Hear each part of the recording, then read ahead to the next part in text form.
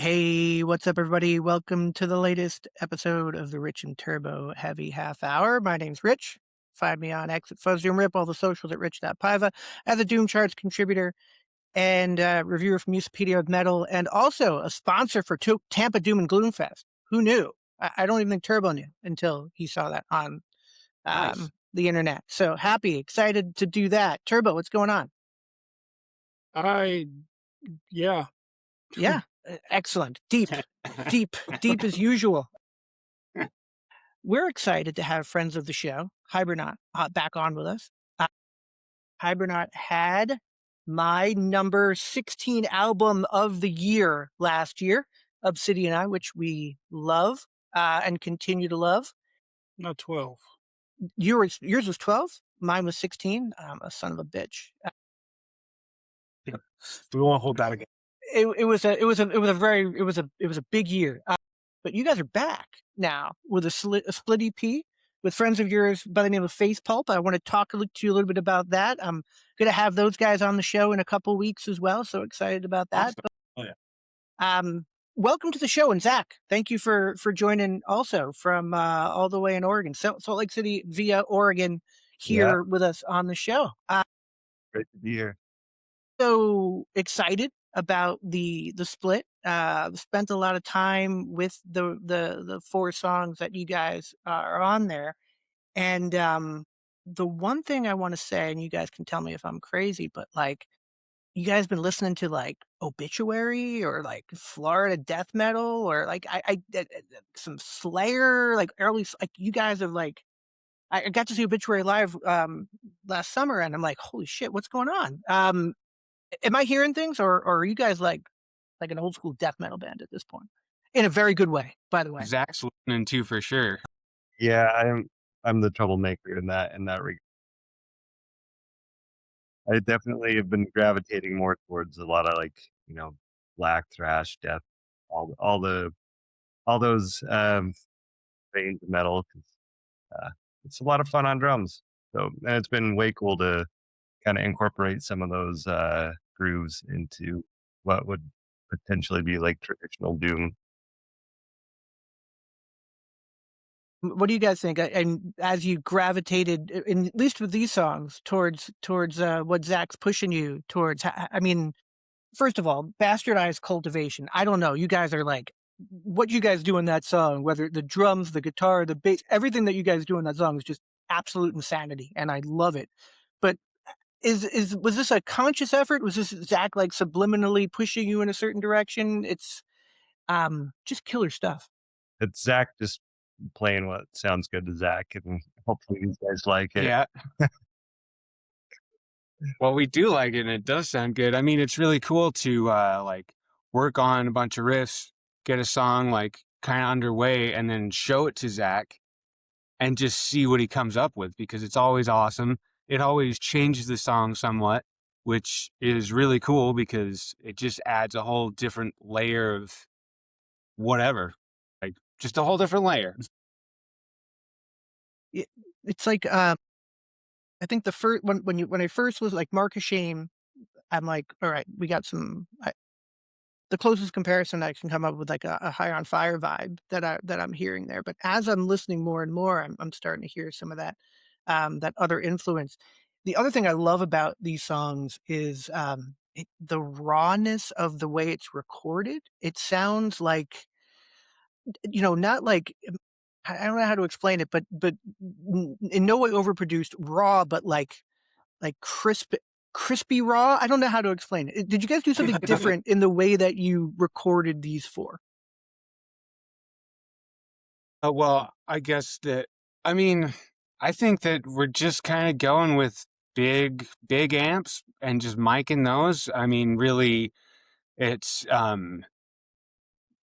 mean, it's just kind of like, that's what it sounds like live to some extent, So it's just kind of like we are recording an album, but it's also just like, here's our raw sound in a way, and just wanting to capture that because we like that sound. But Yeah, and we recorded in the same studio and everything, so there wasn't a lot of different like methods.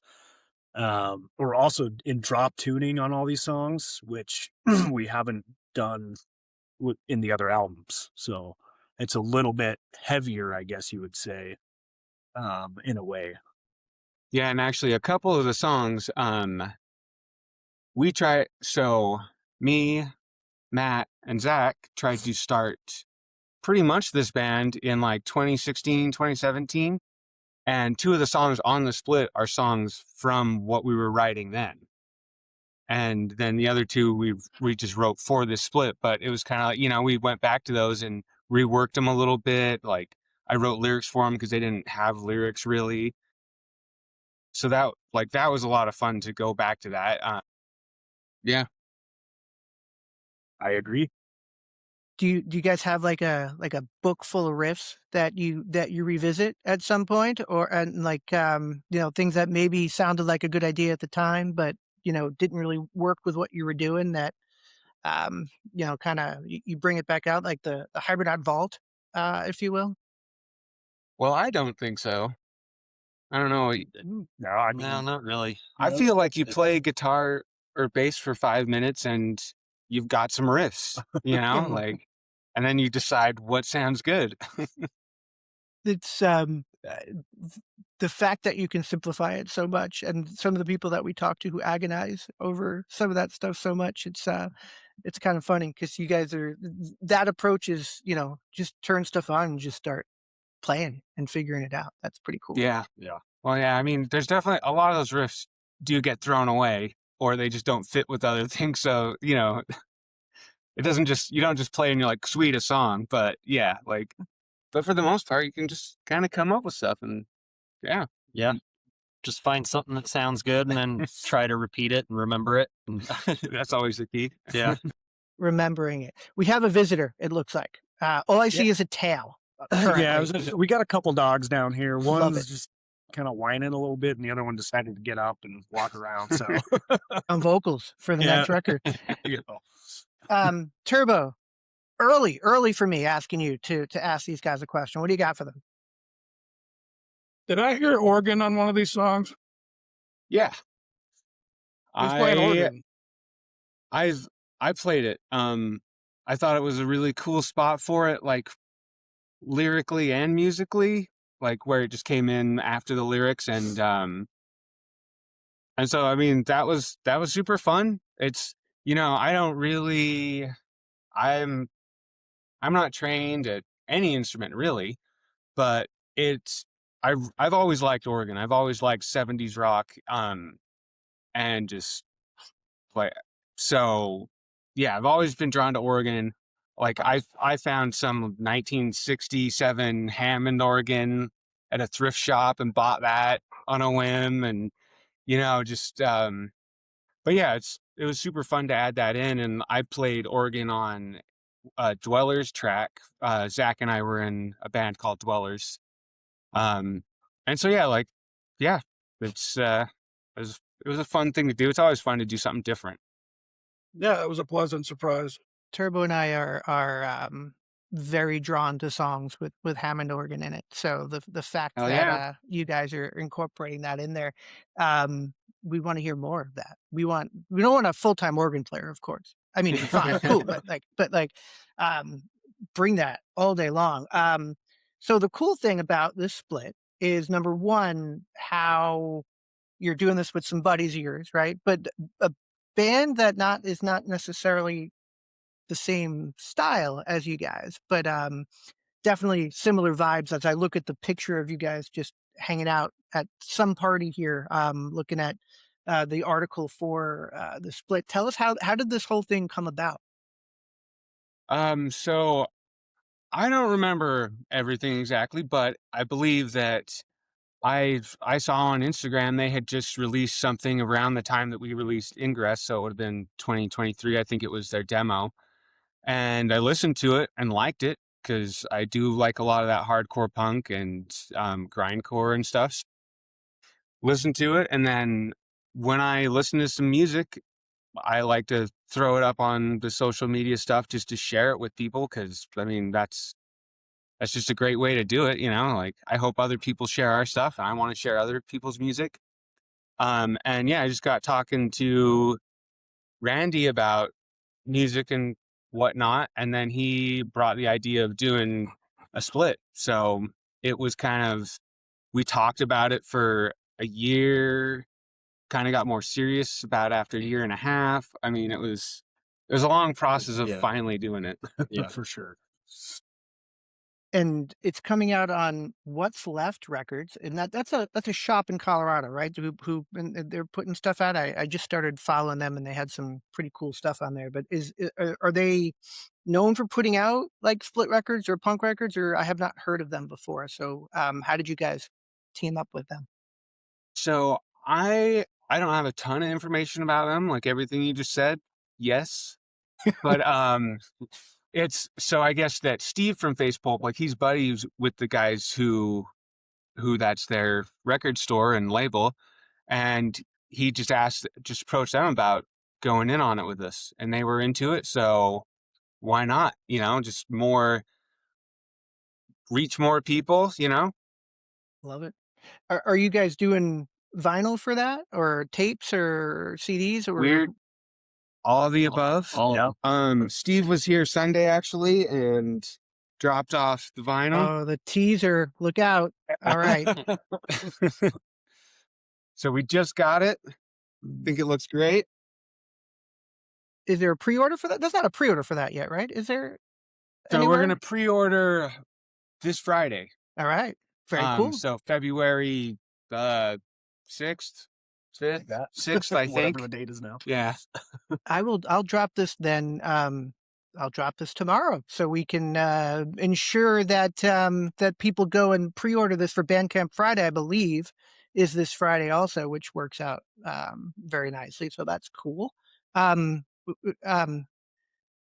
exciting. Also, speaking of Colorado, you guys are playing or scheduled to play Mr. Sean Patrick Brooks, who was part of our interview with Hermano the other day. You're playing HUFR Fest, if I'm not mistaken. Is that still happening out there? Awesome. How did that come about? Sean just call you and beg you guys to come on, and that seems to be what he does. He just calls people and begs them to come to Colorado. I mean, I think it was just an email just saying, "Hey, will you guys come play this?" And why not? Of course we want to. Yeah, awesome. This band hasn't played Denver yet. We haven't played out of the state yet. So, I mean, we want to do it. And there couldn't be a better place than to go and play with a bunch of other bands and hang out with a bunch of people that, we either already know or are going to be glad to meet. You guys are playing on Friday, which is also with Lost Relics, Sonolith, Lord Velvet, Violet Rising. Yeah, I mean, they've got Sean was able to put together an amazing lineup. That's April 24th through 26th, by the way, for people in Colorado or people who want to travel. And that's at Bar 404 in Denver. Tickets at hufferfest.com. Sean, you owe me. Saturday night, lots of friends of the show, Blue Heron, Luna Soul, Godzillionaire, Psalm. Like we've had all those bands that are Black Moon Cult, Shadow of Jupiter, Black Sunrise. Are you guys staying, or are you going to hang out that weekend, or are you heading back to Salt Lake after? We're going to hang out. Yeah, we're planning on hanging out for the whole thing. Yeah, it's going to be awesome. We are actually going to play in Salt Lake on 4/22 at Aces High. And with Psalm and Sonolith. And then we were also going to play with them in Grand Junction on 4/23 at Mesa Theater. So we're excited to do a couple dates with those guys before we even get to HUFR Fest. Yeah, that's a busy April for you guys, which is very, very cool. Love Psalm, love Sonolith. That's a killer lineup there. Yeah, another thing that'll be busy about it is that on 4/5, I believe it's a Sunday, we get to play with Crowbar, I Hate God, and Blast. Oh, wow! And so that's going to be insane. Yeah, that's gonna be crazy. Have you played with any of those guys? Have you met Kurt? You played with I Hate God before? Wow, getting to play with Crowbar, that seems pretty amazing. Yeah, it is amazing. I've heard nothing but nice things about those guys, so I'm sure they'll be very cool to hang out with. Oh, wow, that is a sludgy, heavy show if I've ever heard Probably one gonna in open up lots a of different hole in ways. the earth. It might, it Yeah. might, it might actually do that. Have you seen Crowbar like live before as fans? Have you Nope. gone to see them before? Oh wow, all I've right, never No. seen Crowbar, no. Neither have I. very Yeah, cool. it's gonna be incredible. That's awesome. And I assume you're playing some of these new songs out in these shows, or Yeah, we I guess, plan on it, definitely. so. Yeah, we've amassed so many songs that it's kind of like, well, what are we gonna play? What do we want to play? And you All know, of them, of course. you also have like every song on your last record was, well, except for one, but pretty much 7 minutes or more, right? So Yeah, so we you can't have play too many songs. That's the problem. so you have to make choices in this. Yeah. I mean, the four on the split are almost like punk songs for you guys. Yeah, In for sure. so, but you know, bastardized cultivation, which to me, again, like that song blows me away. 8 minutes. I want to talk about that one if you don't mind, just because I love it so much. Tell me a little bit about that one. And before you do, is there a single out? Like, can people hear any of these songs right now, or are we just talking shit of stuff that we can hear and bragging that we get to hear before everybody else does? Well, we don't have a single out, but when we open that pre-order, when people pre-order, we're gonna have a song that they'll be able to listen to at that point. And I made a music video for Mark of Shame, and we don't know exactly when, but we're going to release that music video before the release date. Sweet, awesome. Was that okay? I'm going to come back to that, but first, before I forget, tell me about bastardized cultivation, if you don't mind. I'm so intrigued by this song, and I've been listening to it on repeat. Awesome. The guitar, holy shit! Like, what are you doing there? It's crazy. The drums, everything is crazy in that song, and I'm just blown away. Tell us about that one, if you don't mind. Well, Matt is doing awesome, just spacey, noisy, like, I don't know, it sounds so cool. Yeah, it Like sounds on pretty rad. on a lot of the stuff where it's just like swirling, and I Just mean, a lot of phase and delay. Kind of similar to the previous record, you know what I mean? Like, I don't know if I've changed a lot as far as the pedals that I use. But yeah, I don't know. It just came out great, I think. And, yeah, definitely.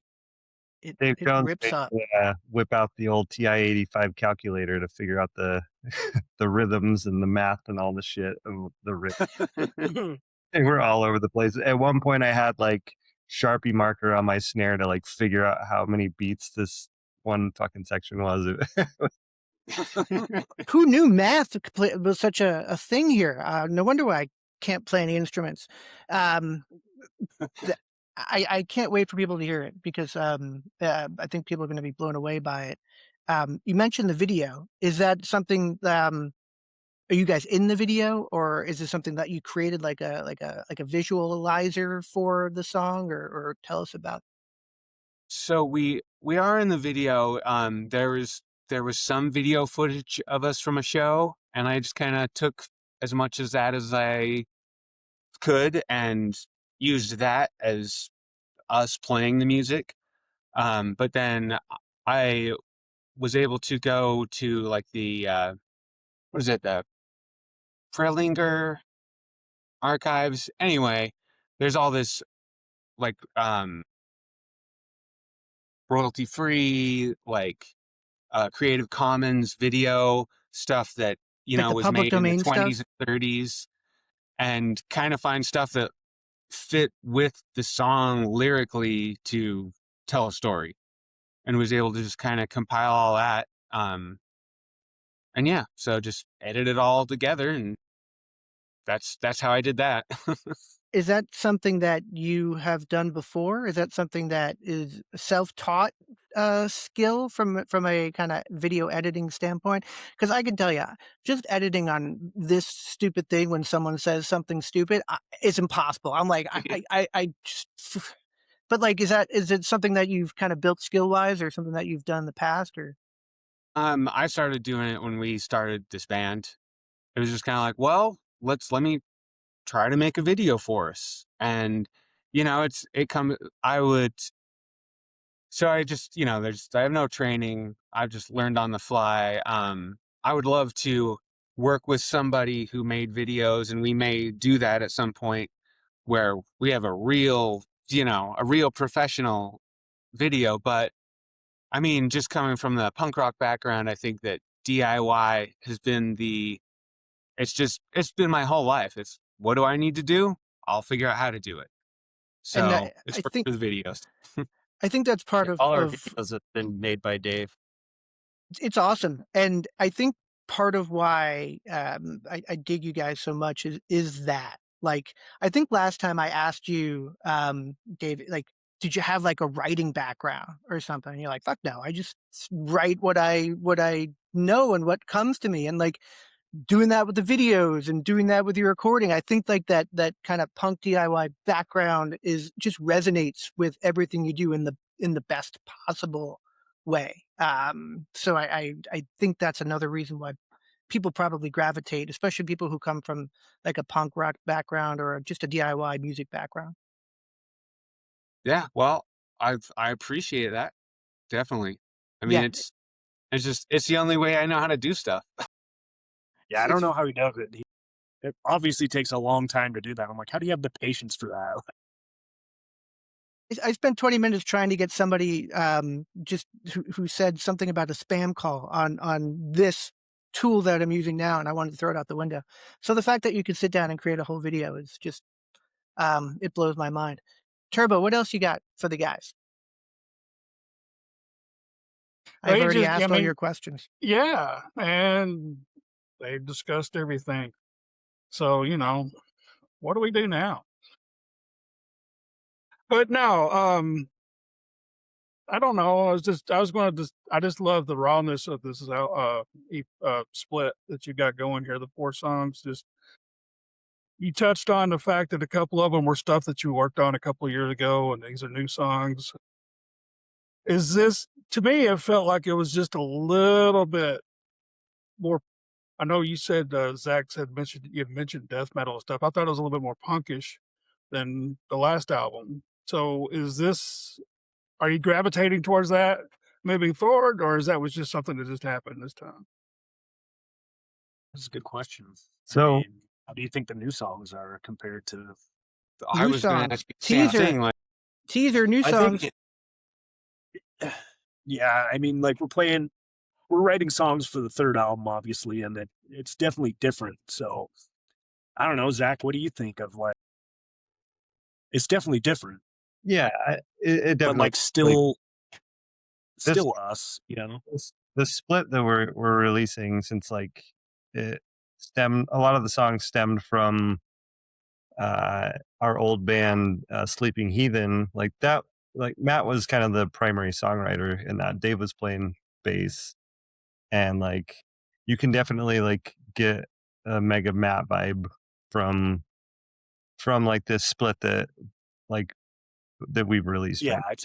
it's definitely different because Dave wrote most of the songs on the second record, and then two of those songs that we play on the split are old songs that I had written, but also two of them were your songs, right? yeah, That were and then when you drop tune, like it kind of just changes Totally. the whole vibe of like what you're writing, like in a way. So like that's kind of why I feel it sounds a lot different than the second album, is because of the drop tuning.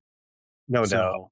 So yeah. I feel like our upcoming album 3 that we're working on right now it has some elements for sure that you'd find familiar maybe in like a Obsidian Eye, but uh it it's gonna, definitely take you for a loop, because it's a little different for sure.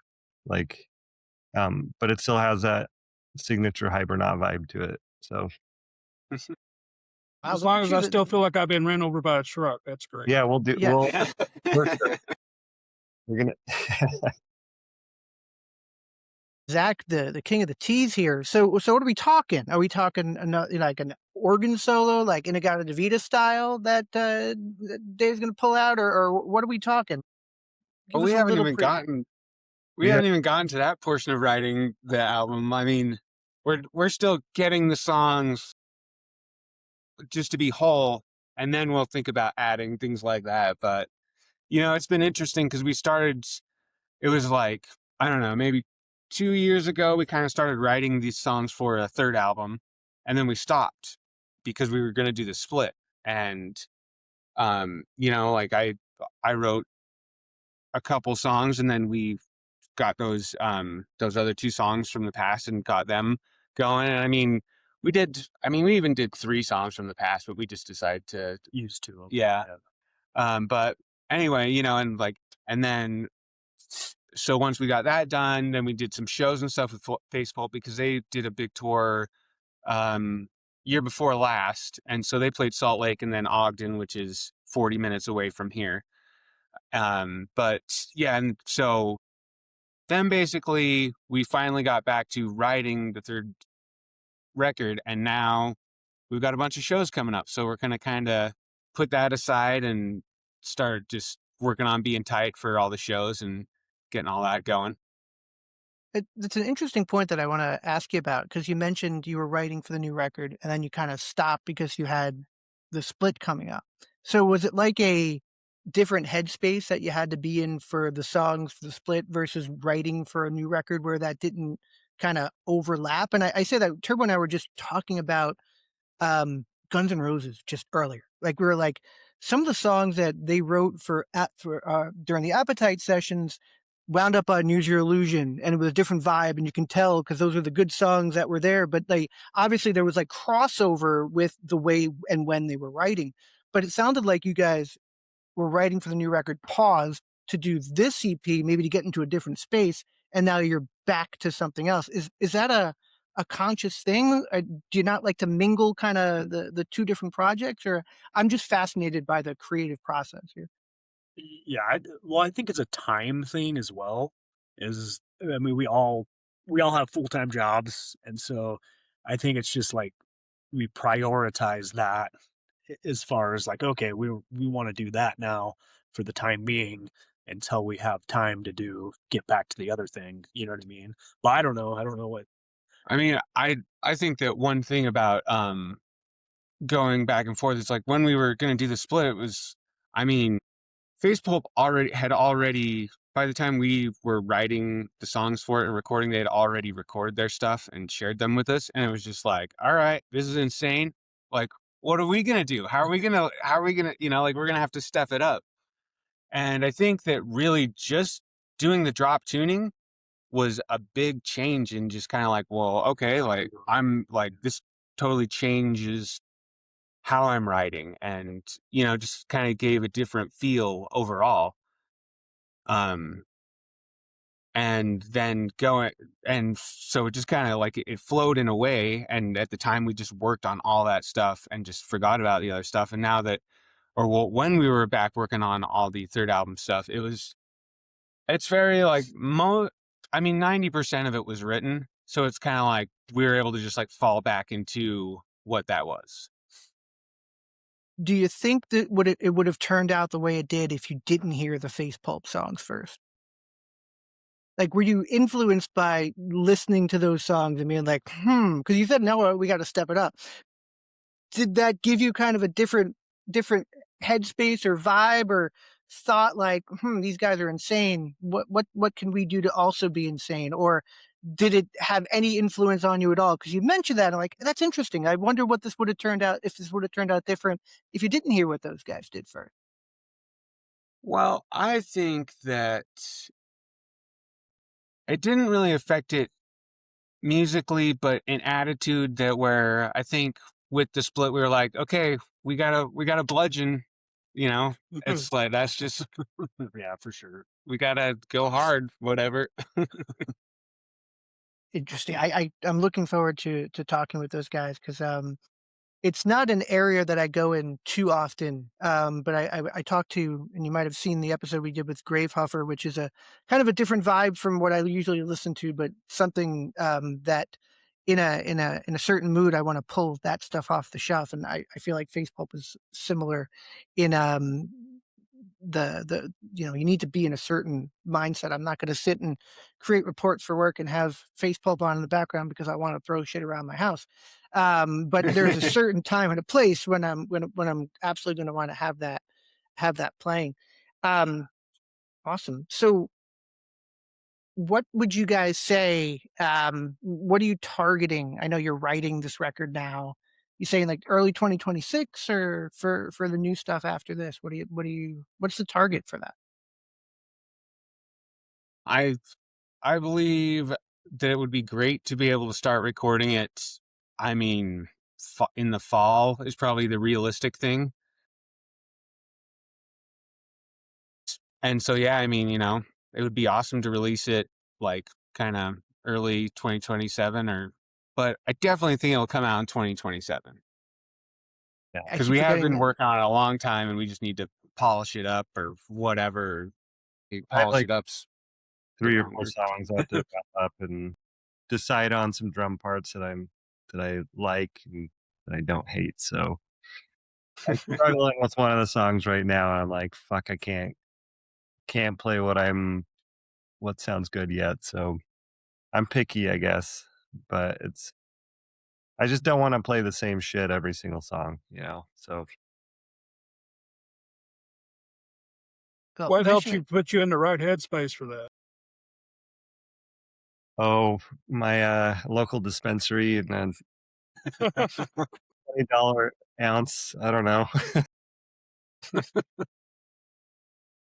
I think we asked you about the cover art for the last record, and this one is also pretty insane and intense and very, very cool. Was this a group effort with you guys and Face Pulp? Was this something that you came up with, they came up with? How did that? Because it's again one of those things that every time you look at it, you see something else going on in there, little details and whatnot that are very, very cool. So tell us about that if you don't mind. Well, once again, we had Jordan Barlow do the artwork for us, so that's why it's so awesome. That's the main reason. We, you know, we went back and forth with Face Pulp a lot, like different ideas, but there weren't really ideas. They like we were just like, well, we don't know, like what's gonna work for both of us, what's gonna do this, what's gonna do that. Um, and ultimately, I was just like, hey, one of the songs that I wrote, it's tongueless.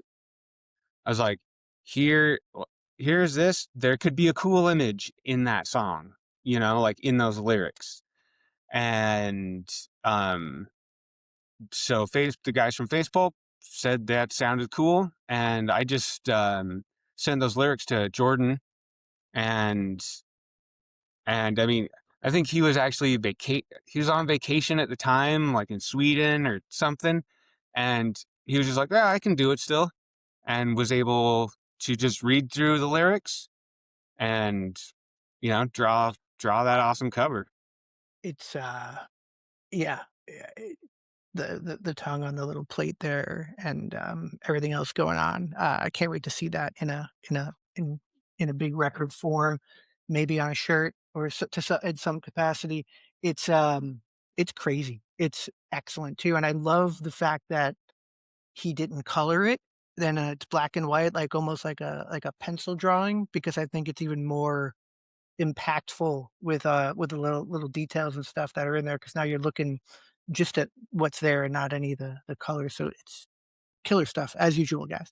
Um, so first of all, thank you guys for doing this. Thank you for listening to our show. Thank you for putting out great music and being very cool about it.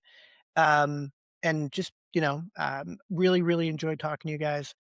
I want to, number one, congratulate you for this EP. I think it's amazing. I can't wait for people to hear it. Comes out March 6th, I believe, right? March Yep. 6th. Face Pulp, 4 amazing songs from Hibernaut. 5 songs from Face Pulp. Tune in soon to hear our interview with Face Pulp, who I think all of their songs equal one of your songs, if I'm not mistaken. If I'm looking at the numbers here, if Close. I'm doing math. And congratulations for the tour that you guys are doing. So again, these guys are playing HUFR Fest. It's April 24th. You guys are playing on Friday night. That's at the 404 bar in Denver. Whole bunch of other cool bands that are there. Sean's a friend. Happy that he's doing this. It's very cool that he's doing this. It's also very cool that he can just email you guys and be like, hey, you want to play? And you guys are like, cool. And that happens. And it's amazing, again, from the scene standpoint, how often that happens. And he's stressed out about it, but he also has a bunch of very cool bands who are coming to play who everyone's very excited about. So thank you Yeah. guys Well, very much. it's going to be awesome, and I'm excited to meet him as well. Yeah, I wish I would have been able to go, made it to the Planet Desert Rock weekend last weekend, was it? Yeah. Because just I'm like, so ended. many people are there that I'd love to meet, Yeah, as well as all the awesome bands. I was a little jealous seeing everybody get together there and being able to hang out. I'm hoping some people make the trek over to Tampa to the Doom and Gloom Fest, which should be a good time, at least based on what I'm seeing. So at least the first 5 bands that I have seen, and some of the other information that I have, which is not a lot, but 3 days in Tampa in November can't really go wrong. Hibernaut, Zach, guys, thank you so much. Really, Thank really, you. really Yeah, thank appreciate you. this. Yeah, thanks for having us. Absolutely. And can't wait to hear it and can't wait for the pre-order. Everybody go pre-order it because you're going to love it. And thanks again. Have a great night, guys. Thanks, you too. All right. Yeah, it's great to meet you. See y'all again.